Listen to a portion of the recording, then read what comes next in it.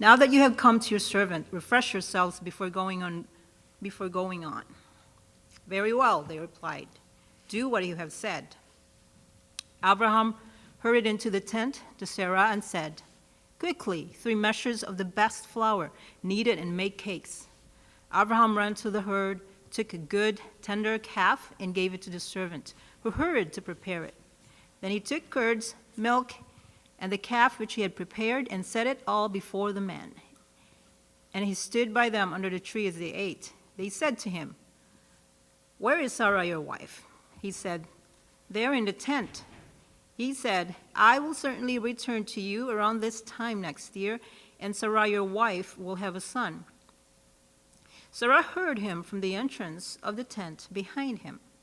Abraham and Sarah were old, advanced in years. Sarah was past the age of childbearing. So Sarah laughed to herself, thinking, I am old, and so is my Lord. Am I to have pleasure again? Adonai said to Abraham, Why did Sarah laugh and ask, Am I really going to bear a child when I am so old? Is anything too hard for Adonai? At the time set for it, at this season next year, I will return to you, and Sarah will have a son.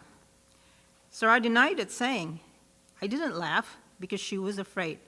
He said, Not so, you did laugh. The men set out from there and looked over towards Sodom, and Abraham went with them to see them on their way. Adonai said, Should I hide from Abraham what I am about to do, inasmuch as Abraham is sure to become a great and strong nation, and all the nations of the earth will be blessed by him? For I have made myself known to him, so that he will give orders to his children and to his household after him, to keep the way of Adonai, and to do what is right and just, so that Adonai may bring about for Abraham what he has promised him. Adonai said, The outcry against Sodom and Amorah is so great, and their sin is so serious, that I will now go down and see whether their deeds warrant the outcry that has reached me. If not, I will know. The men turned away from there and went towards Sodom, but Abraham remained standing before Adonai. Abraham approached and said, Will you actually sweep away the righteous with the wicked? Maybe there are 50 righteous people in the city. Will you actually sweep the place away and not forgive it for the sake of the 50 righteous who are there? Far be it from you and to do such a thing, to kill the righteous along with the wicked, so that the righteous and the wicked are treated alike. Far be it from you. Shouldn't the judge of all the earth do what is just? Adonai said, If I find in Sodom 50 who are righteous, then I will forgive the whole place for their sake. Abraham answered, Hear now, I who am but dust and ashes have taken it upon myself to speak to Adonai. What if there are 5 less than 50 righteous? He said, I won't destroy it if I find 45 there. He spoke to him yet again. What if 40 are found there? He said, For the sake of the 40, I won't do it. He said, I hope Adonai won't be angry if I speak. What if 30 are found there? He said, I won't do it if I find 30 there. He said, Here now, I have taken it upon myself to speak to Adonai. What if 20 are found there? He said, For the sake of the 20, I won't destroy it. He said, I hope Adonai won't be angry if I speak just once more. What if 10 are found there? He said, For the sake of the 10, I won't destroy it. Adonai went on his way as soon as he had finished speaking to Abraham, and Abraham returned to his place. The 2 angels came to Sodom that evening, when Lot was sitting at the gate of Sodom. Lot saw them, got up to greet them, and prostrated himself on the ground. He said, Here now, my lords, please come over to your servant's house. Spend the night, wash your feet, get up early, and go on your way. No, they answered, we'll stay in the square. But he kept pressing them, so they went home with him, and he made them a meal, baking matzah for their supper, which they ate. But before they could go to bed, the men of the city surrounded the house, young and old, everyone from every neighborhood of Sodom. They called Lot and said to him, Where are the men who came to stay with you tonight? Bring them out to us. We want to have sex with them. Lot went out to them and stood in the doorway, closing the door behind him, and said, "Please, my brothers, don't do such a wicked thing. Look here, I have 2 daughters who are virgins. Please, let me bring them out to you, and you can do with them what seems good to you. But don't do anything to these men, since they are guests in my house." "Stand back," they replied. "This guy came to live here, and now he's decided to play judge. For that will deal worse with you than with them." Then they crowded in on Lot in order to get close enough to break down the door. But the men inside reached out their hands, brought Lot into the house to them, and shut the door. Then they struck the man at the door of the house with blindness, both small and great, so that they couldn't find the doorway. The man said to Lot, "Do you have any people here besides yourself? Whomever you have in the city, son-in-law, your sons, your daughters, bring them out of this place, because we are going to destroy it. Adonai has become aware of the great outcry against them, and Adonai has sent us to destroy it." Lot went out and spoke with his sons-in-law, who had married his daughters, and said, "Get up and leave this place, because Adonai is going to destroy the city." But his sons-in-law didn't take him seriously. When morning came, the angels told Lot to hurry. "Get up," they said, "and take your wife and your 2 daughters who are here. Otherwise you will be swept away in the punishment of the city." But he dallied, so the man took hold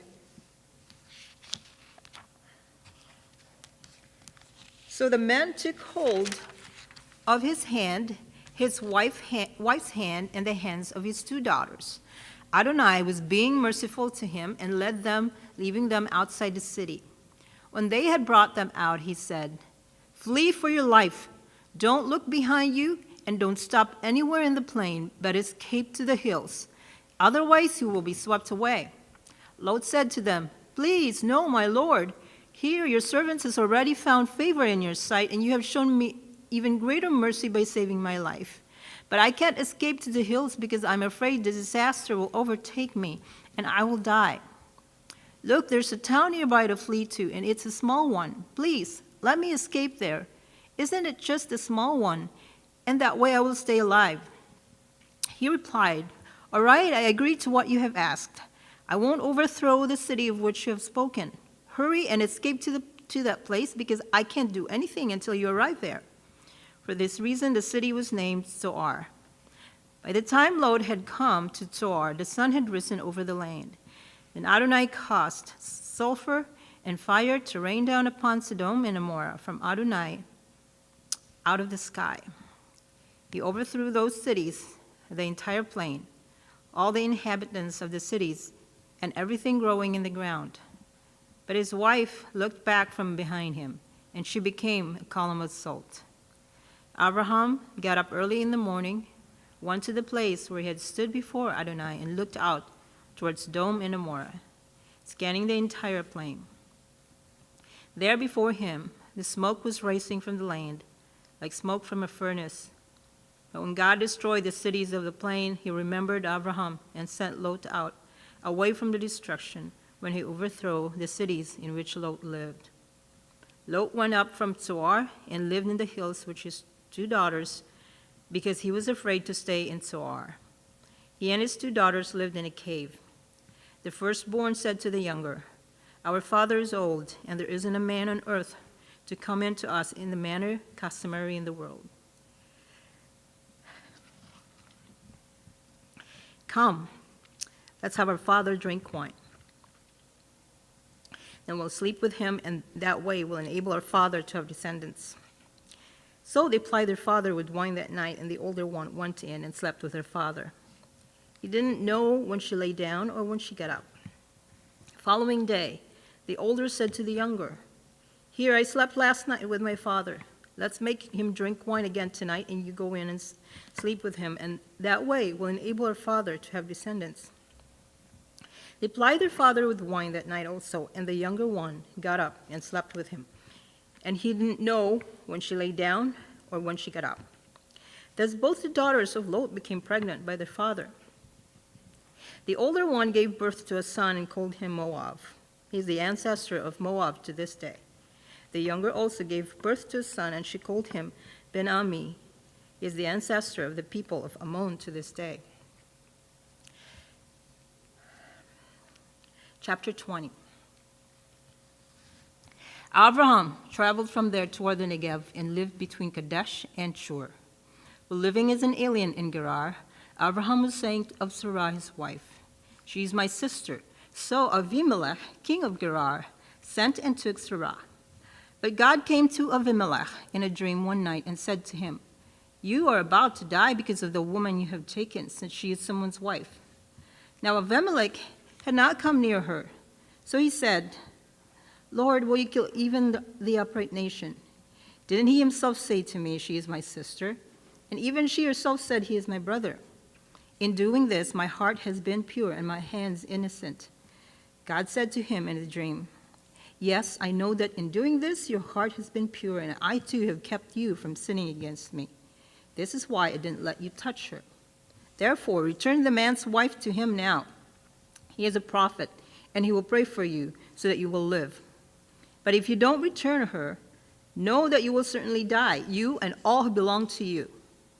Avimelech got up early in the morning, called his servants, and told them these things, and the man became very afraid. Then Avimelech called Abraham and said to him, "What have you done to us? How have I sinned against you to cause to bring on me and my kingdom a great sin? You have done these things to me that are just not done." Avimelech went on asking Abraham, "Whatever could have caused you to do such a thing?" Abraham replied, "It was because I thought there could not possibly be any fear of God in this place, so they will kill me in order to get my wife. But she actually is also my sister, the daughter of my father, but not the daughter of my mother, and so she became my wife. When God had me leave my father's house, I told her, 'Do me this favor. Wherever we go, say about me, he is my brother.'" Avimelech took sheep, cattle, and male and female slaves, and gave them to Abraham, and he returned to him Sarah his wife. Then Avimelech said, "Look, my country lies before you. Live where you like." To Sarah he said, "Here, I have given your brother 1,000 pieces of silver. That will allay the suspicions of everyone who is with you. Before everyone you are cleared." Abraham prayed to God, and God healed Avimelech and his wife and slave girls so that they could have children. For Adonai had made every woman in Avimelech's household infertile on account of Sarah, Abraham's wife. Adonai remembered Sarah as he had said, and Adonai did for Sarah what he had promised. Sarah conceived and bore Abraham a son in his old age, at the very time God had said to him. Abraham called his son, born to him, whom Sarah bore to him, Yitzchak. Abraham circumcised his son, Yitzchak, when he was 8 days old, as God had ordered him to do. Abraham was 100 years old when his son Yitzchak was born to him. Sarah said, "God has given me good reason to laugh. Now everyone who hears about it will laugh with me." And she said, "Who would have said to Abraham that Sarah would nurse children? Nevertheless, I have borne him a son in his old age." The child grew and was weaned, and Abraham gave a great banquet on the day that Yitzchak was weaned. But Sarah saw the son of Hagar the Egyptian, whom Hagar had borne to Abraham, making fun of Yitzchak. So Sarah said to Abraham, "Throw this slave girl out and her son. I will not have this slave girl's son as your heir along with my son Yitzchak." Abraham became very distressed over this matter of his son. But God said to Abraham, "Don't be distressed because of the boy and your slave girl. Listen to everything Sarah says to you, because it is your descendants through Yitzchak who will be counted. But I will also make a nation from the son of the slave girl, since he is descended from you." Abraham got up early in the morning, took bread in a skin of water and gave it to Hagar, putting it on her shoulder and the child. Then he sent her away. After leaving, she wandered in the desert around Beersheba. When the water in the skin was gone, she left the child under a bush and went and sat down, looking the other way, about a bow shot's distance from him, because she said, "I can't bear to watch my child die."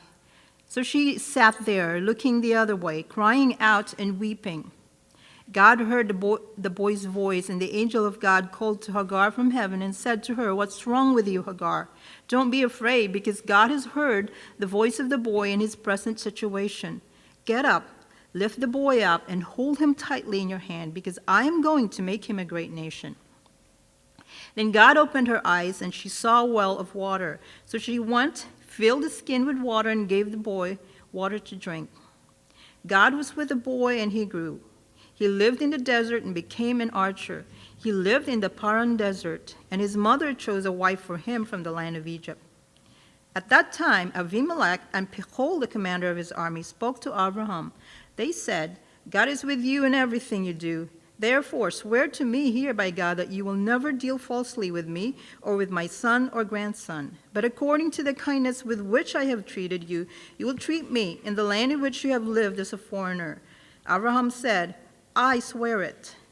Now Abraham had complained to Avimelech about a well which Avimelech's servants had seized.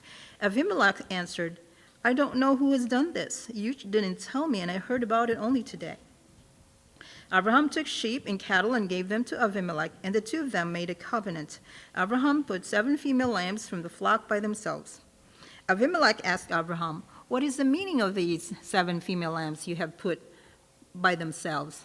He answered, "You are to accept these 7 female lambs from me as witness that I dug this well."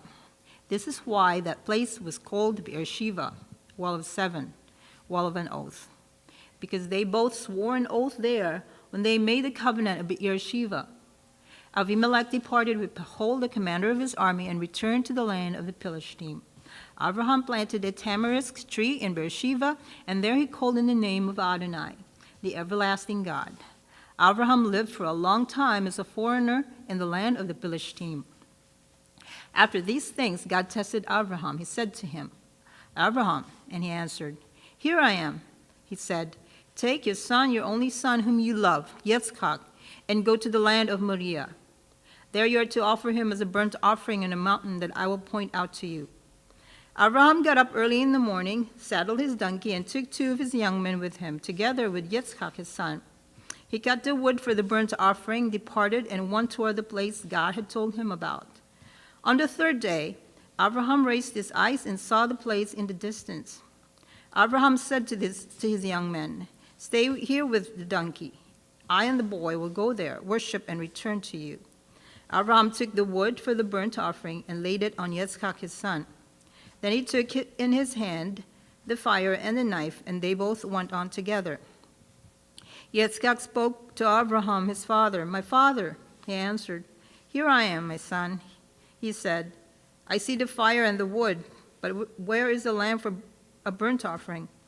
Abraham replied, "God will provide himself the lamb for a burnt offering, my son." And they both went on together. He came to the place God has told him about, and Abraham built the altar there, set the wood in order, bound Yitzchak his son, and laid him on the altar on the wood. Then Abraham put out his hand and took the knife to kill his son. But the angel of Adonai called to him out of heaven, "Abraham, Abraham." He answered, "Here I am." He said, "Don't lay your hand on the boy. Don't do anything to him. For now I know that you are a man who fears God, because you have not withheld your son, your only son, from me." Abraham raised his eyes and looked, and there behind him was a ram caught in the bushes by its horns. Abraham went and took the ram and offered it up as a burnt offering in place of his son. Abraham called the place Adonai Yireh. The Lord will see to it. The Lord provides. As it is said to this day, on the mountain Adonai is seen. The angel of Adonai called to Abraham a 2nd time out of heaven. He said, "I have sworn by myself, says Adonai, that because you have done this, because you haven't withheld your son, your only son, I will most certainly bless you, and I will most certainly increase your descendants to as many as there are stars in the sky or grains of sand on the seashore. Your descendants will possess the cities of their enemies, and by your descendants all the nations of the earth will be blessed, because you obeyed my order."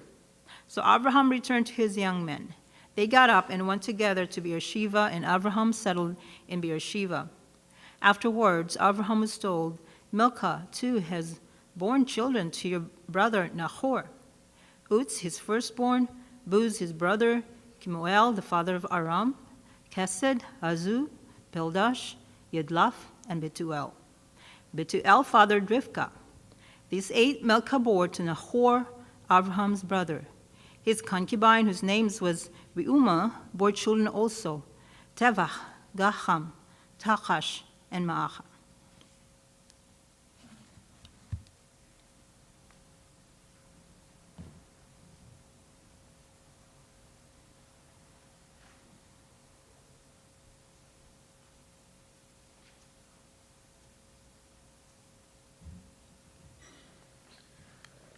Baruch atah Adonai, Eloheinu melech haolam, asher natan lanu Torah emet, v'chaya olam nata betukenu. Baruch atah Adonai, noten haTorah. Amen. Blessed are you, O Lord, our God, King of the universe, who has given us a Torah of truth and has planted eternal life in our midst. Blessed are you, O Lord, giver of the Torah. Amen.